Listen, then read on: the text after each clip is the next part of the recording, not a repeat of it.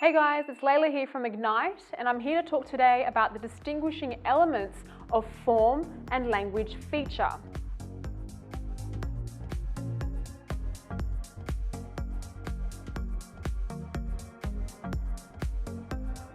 So if you've sat down and you're doing some analysis on a text, or if you're doing comprehension, or even if you're attacking your own creative writing skills, it's absolutely crucial that you consider how to differentiate between the form of a text and its language features. So as a starting point, when you're conceptualizing form, I want you to think about this in more of a broader sense. Form is the bigger picture of a text, and that is how it's been constructed as a whole. How do we characterize that text type in its formal nature? Conversely, when we're considering language features, we're thinking about the text on a much smaller scale. In fact, we're breaking down the sentences of the text or its sequences if it's a visual film. So that's how I want you to think about form and feature. Form, looking at the text on a much broader level, characterizing the elements of that text type, and language feature, going on a much smaller scale, thinking about the sentences and how they've been constructed. So if we build on this macro-micro construction a little bit further, when we're looking at form, we're actually asking ourselves, what are the distinguishing features of that text type? It's text specific in that regard. For example, if we're looking at a novel, and I'll come back to this example in the next few slides, we want to ask ourselves, how does the setting or the characterization or the narrative voice contribute to the construction of that text as a whole? These are formal elements. They relate to the novel as a text type, and they contribute to the text construction throughout the entirety of that text.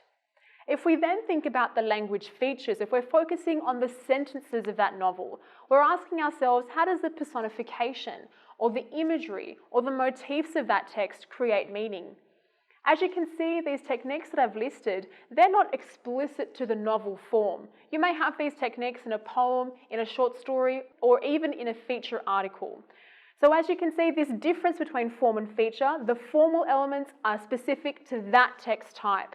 If we're thinking about feature, it's on a much smaller scale and it's not text specific. Even though we've gone through these distinguishing elements, I don't want you to think about form and feature as mutually exclusive ideas. In fact, often in a text, the features will build and feed into the form, and I'll give you an example in the next slide.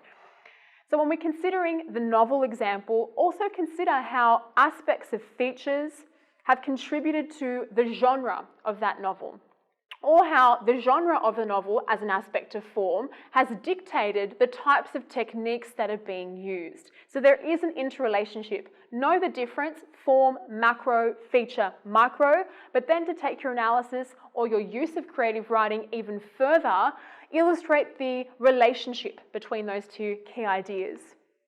So here I've given you the example of the novel, and some of the key aspects of form in the novel would be the genre. Is this novel a satire? Is it perhaps dystopic?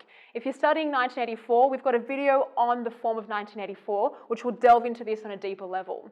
But back to novel on a broader scale, think about the setting. Where are the characters placed in the text, and how does that contribute to its meaning? The separation of chapters, does that feed into the progression of ideas? Or is there a lack of chapters pushing you into the chaos or the lack of order within that text? Who is our narrator? How do we relate to this narrative voice? If it's a third-person narrator, is a certain character privileged? Do we have perspectivism within the text? These are all aspects of form that are specific to that novel. I'm establishing its macro features. However, if we isolate an aspect of form, I want to show you that relationship between the micro language features and the macro. So if we take setting as a key aspect of form in the novel, you may like to consider, how does the imagery or the sensory imagery as a language feature contribute to that aspect of form? Perhaps there is objective correlative, a description of the surrounding circumstances through imagery that makes that setting so memorable and significant in the text. Is a particular setting a motif throughout the text? Does it recur at a certain point? If it's a beach, does it symbolize purity, or is there nature and regrowth that is being conveyed? And why is that placed at certain moments in the text? Or finally, does a particular setting hold symbolic value? And how does that perhaps relate to character development or elucidate a really important moment within that text? So I'm hoping by this point you've come to understand, yes, the distinguishing features of both form and feature within a text, but also it's really important to negotiate how these two relate to one another.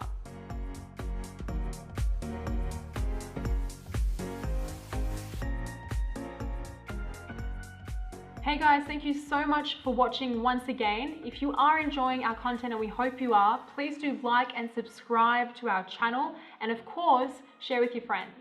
That's right guys, thanks for watching, but please do make sure you check out our very special resources. They're quite unique. We've made a whole bunch of state rank practical guides for all your English texts out there. So check out the link now at ignitehsc.com.au. Let us know what you think. Otherwise, we'll see you in the next video.